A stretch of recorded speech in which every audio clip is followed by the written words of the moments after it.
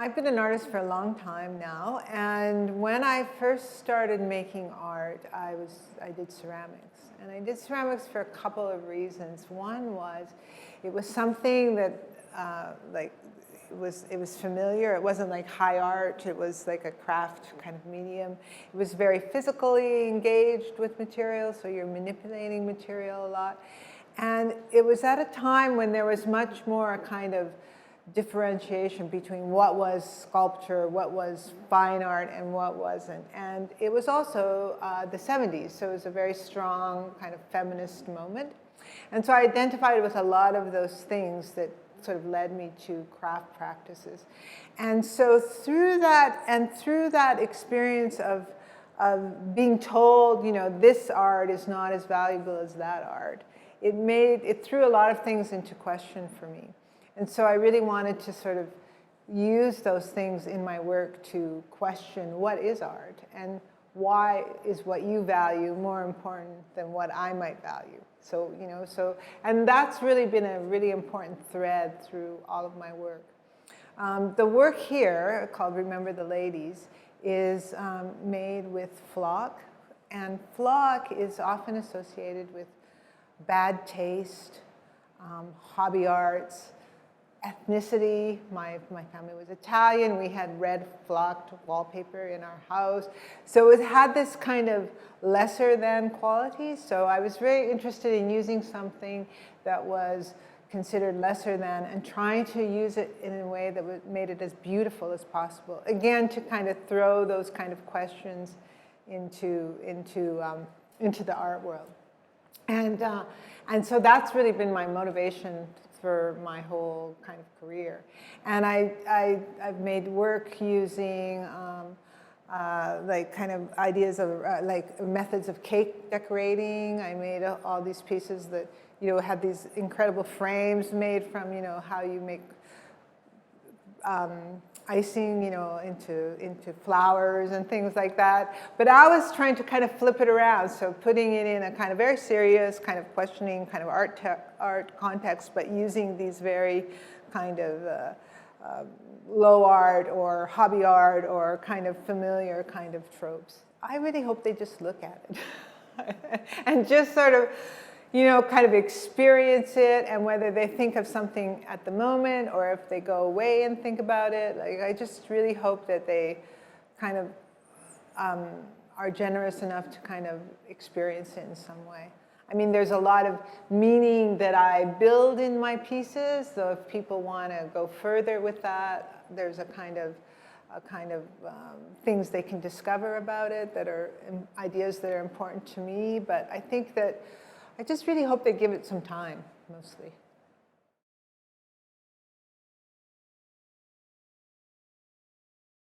Generally, my inspiration over the last few years has really been from my mother. And she believed in a few very basic things. And one of them was that you should always try for self-improvement.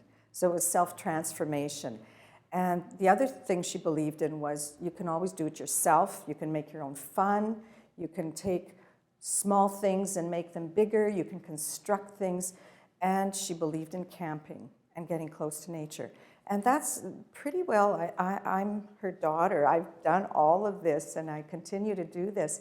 And in my work, it's actually the sculptural work that came out of the prints actually what began as a memory of all the houses that I'd lived in as a child, and then trailers, because our family rented trailers and went camping all the time because she wanted us to be really as close to nature as possible.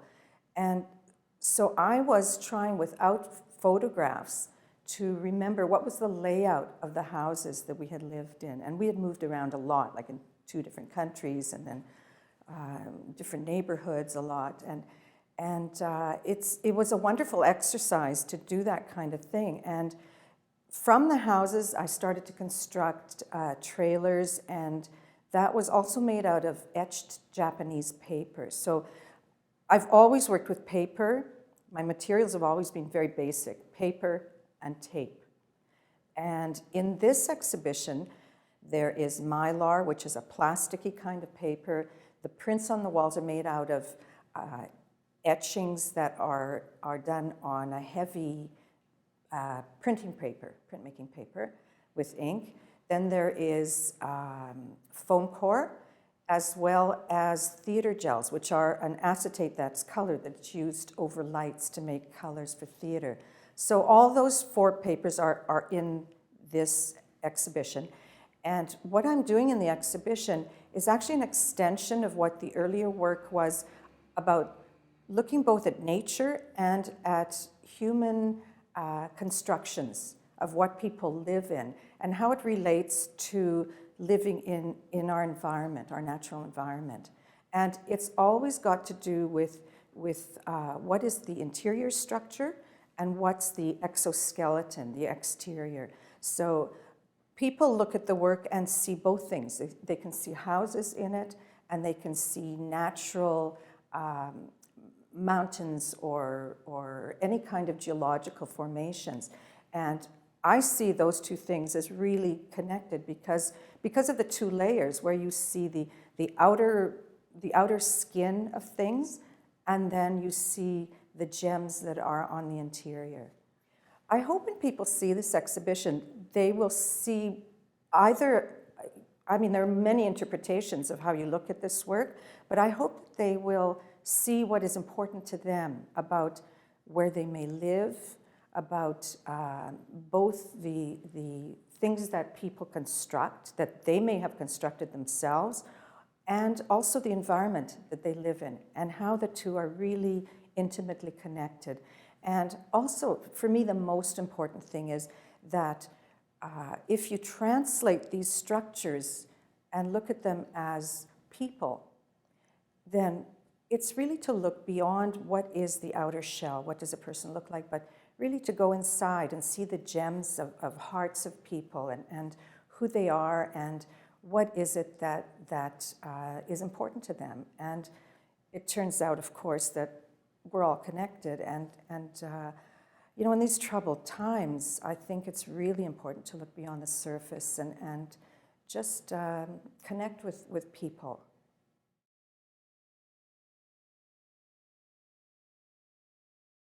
I'm inspired by people, by the very wonderful things they do, and also the terrible things, that whole range. So in this body of work, I'm interested in trying to present a kind of texture of the world to help people place themselves within that. And yeah, I kind of see them as little ethical laboratories in a way. So it takes time to sort of read it takes time to think about it, but also that time element gives people a chance to perhaps register a change within themselves. So I work in all these modular units so that I can build complexity and I can change it with every space. So this particular work, I wanted to, again, make that connection with the viewer, and so I tried to make it very abstractly a reference to Kelowna with the lake down the middle. I changed it so there would be a sunset on the west side, a sunrise on the east, and that also kind of represents the big range of human capacity, let's say. So the work is in paper, which I like because it's very human. Like it feels a little like skin, it's light, it doesn't. There's a certain struggle with the wood component, which is, I like, but it's not a struggle with the weight of the materials, like a struggle with like a heavy sculpture or something like that. The difficulty comes in the installation, where I have to, it would be a huge struggle for me to mount something like that by myself. So the opportunity for a show like this is the opportunity to work with people who can help. So that's what was so great about having Clea Haugo help me, because she could so nimbly, climb up the ladder and assist. So the installation is a part of the work, and that's a physical part that I do need help with. But it's exciting. It's like a performance. You don't know. It's live. You don't know till you put it in. how it's going to be. I hope it will make people kind of thoughtful and try to think where they lie in that range. Because if you look at the installation, the darker part, the part towards the sunset, is darker emotions, and the other side is something more tender and joyful. So just to have people reflect on it, and the text I think is helpful because it has a specificity, so it helps give people an entry point. Sometimes things are just too vague. I think it still may be vague, but I can't make it too literal either. So just have people perhaps reflect on what kind of human being they are.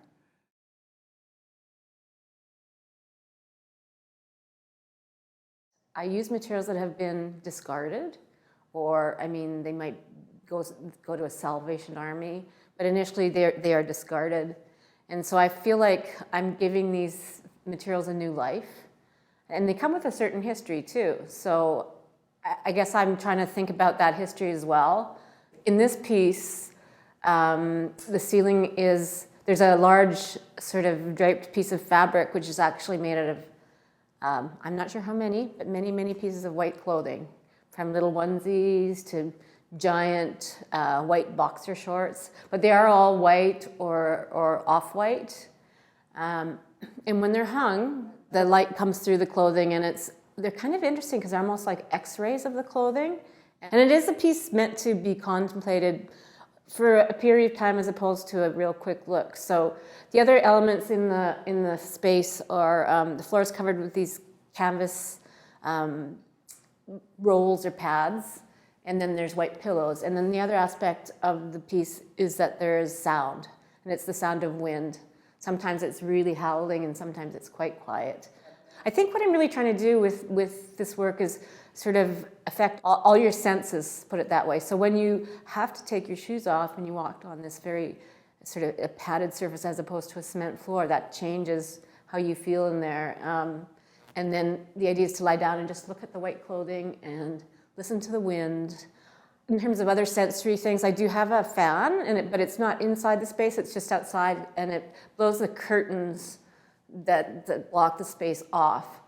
So I like that because I think when you hear wind, if everything's very still, then there's a bit of a disconnect. And I think hearing the wind and seeing something move connects it better. I think it's a very calming, meditative, quiet, comforting space. I think because of the cloth is, it's a very intimate material. It's what covers our bodies.